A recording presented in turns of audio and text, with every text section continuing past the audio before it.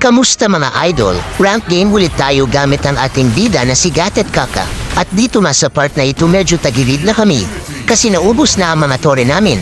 Buti na lang buhay pa kami ni Hylos. Kaya na-i-defend pa namin ang base namin.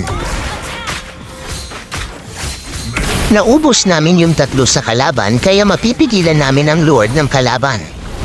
Tapos dito sa part na ito, unti-unti na kaming makakabawi. Mapipitas namin si Franco at Valier.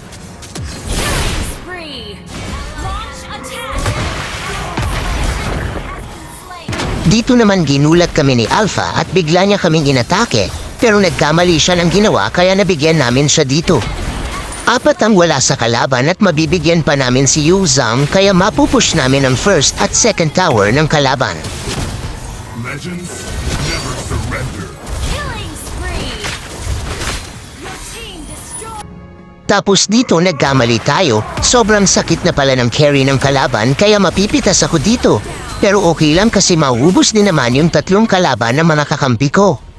Dito kinabahan ako kasi nakasegway pala si Lolo Franco. Muntik pa niya matapos ang laban, buti na lang at nakauwi pa ang mga kakampi ko.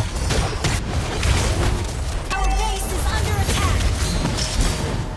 Napitas nila si Franco kaya makakapag-lord na ang mga kakampi ko. Killing spree. An ally has slain Lord.